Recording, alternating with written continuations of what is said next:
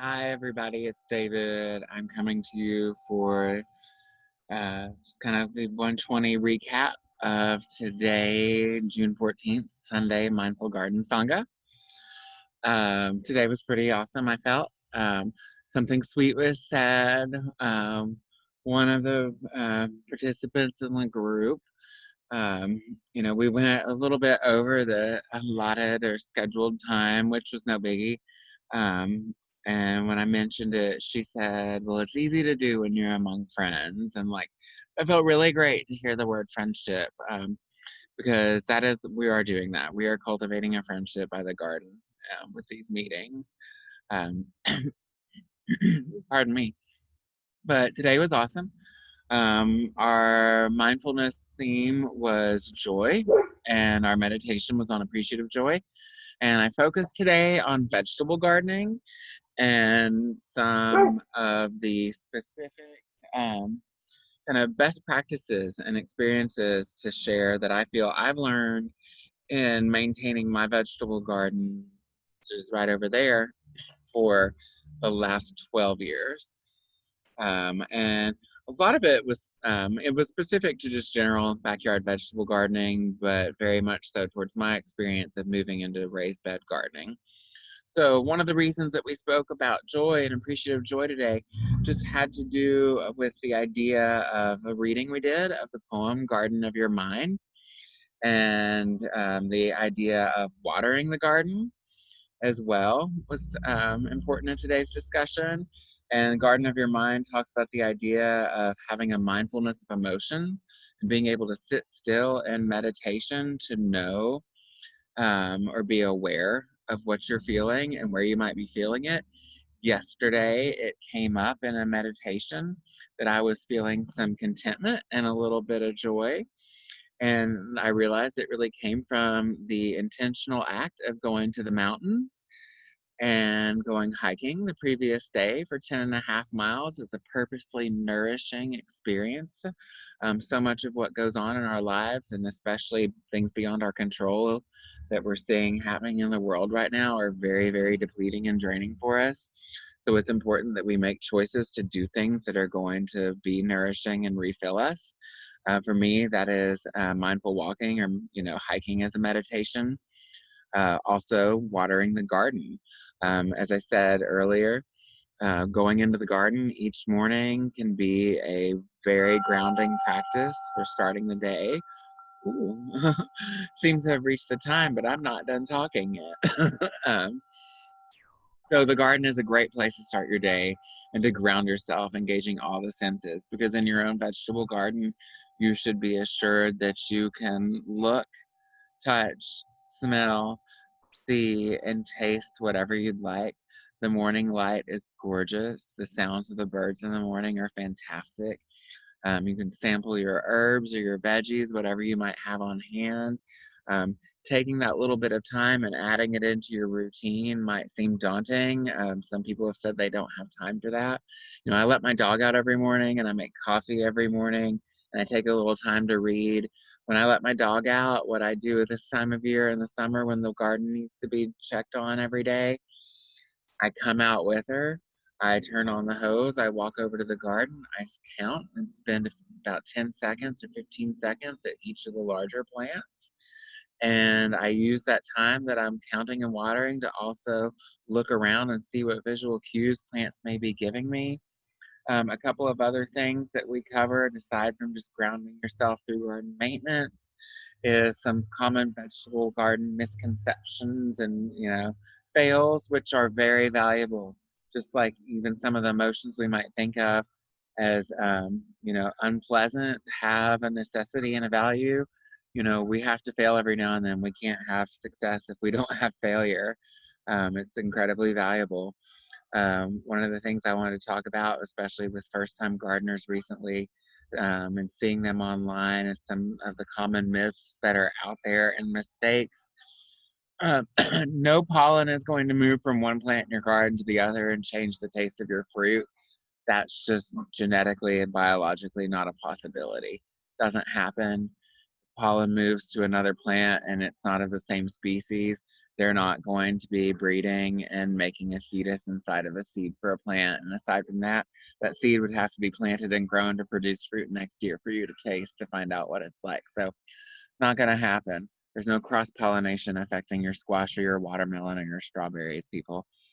Also, first time early gardeners, bagged soil.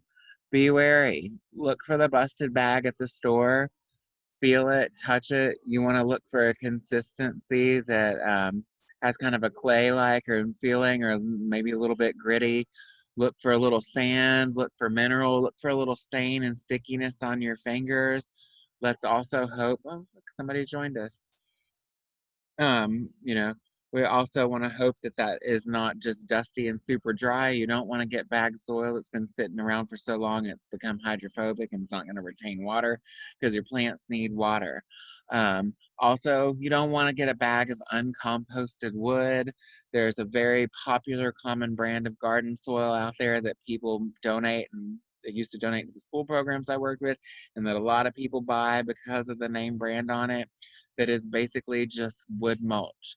It is partially but thoroughly uncomposted wood chips and wood fiber that is not going to hold water or nutrients, and it's going to create stressful conditions for your plants, especially sensitive ones that, under the right conditions just perform amazingly. But if they're stressed due to lack of nutrients or water or pathogens and bacteria in the soil, they can get weak real quick and suffer. I'm thinking about tomatoes right now. So you want to have a good, healthy soil. My beds, we've got real soil, made of minerals. It's got clay, it's got sand, it's got silt in there. I am in with mushroom compost and manure, preferably horse manure, each year. That's important. And you got to water wise. Please, people, just water wise and water early. Water wise to me involves four things: mindfulness, in that it's a practice and you are fully present for it. And hopefully you present yourself each day, if not to water, just to assess the water situation. Look at it. You can tell by the color of the soil if it needs to be watered once you've looked at it enough and you pay close enough attention. It's just the difference between light and dark when you look. Feel it. Does it feel like a moist sponge?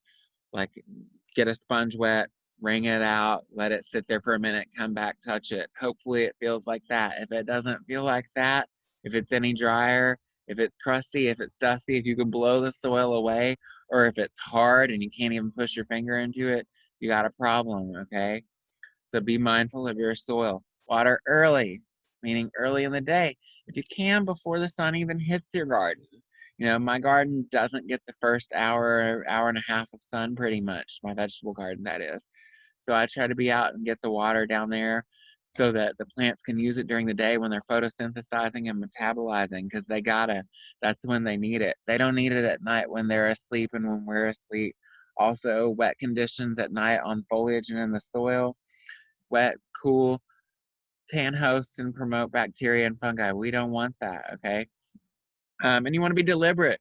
If you're using a water wand like I do, or if you water with a can sometimes that has a spout that pours water directly, or if it makes a little shower, get it down at the base of the plants on the soil where it's going to go into the roots. If you have mulched, pull the mulch back a little bit away from your plant to make sure that your water is getting through, especially if you put hardwood mulch around your vegetables, which I don't recommend. Use pine needles. There's reasons why. We talked about that earlier. Make sure the water is getting to the soil at the base of your plants, and then make sure that you're doing it not just deliberately and getting it down there at the base of the plant so it gets to the roots and eventually hopefully to where the root tips can get it, because that's the only place they absorb water. You want to make sure that you're watering slowly. Rushing water rushes by. It's going to just wash across the surface. It's not going to penetrate very deep.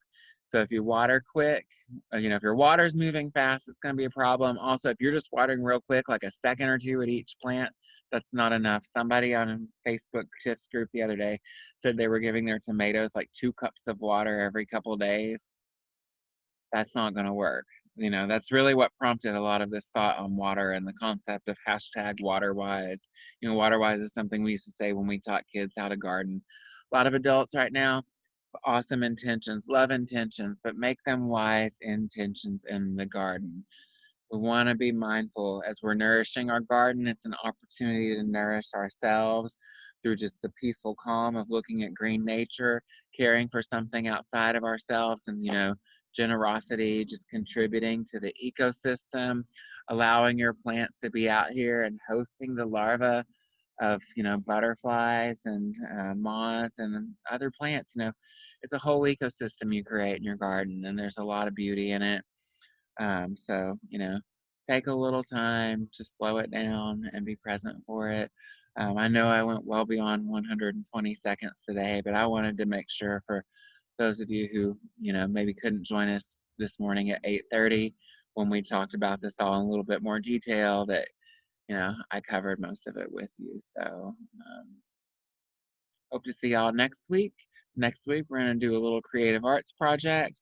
If you got the materials, if you don't, that's all right. You can still join and I will give a demonstration. We're going to talk about leaves and what they do, how they work, you know, and things to avoid, like watering overhead on your vegetables. That was a no-no earlier. Most leaves don't really need that, but some leaves can benefit from overhead watering because of how they direct the water. And we'll talk about that in detail next week. And we'll make some pretty stuff and, really focus on ornamentals and just the pleasure that we can get by feasting our eyes upon some beautiful plants in our collection. So hope y'all have a beautiful Sunday. I've been enjoying it so far. Um, Great seeing you this morning. And even though I can't see y'all who are going to watch this, you know, great for y'all too. Bye.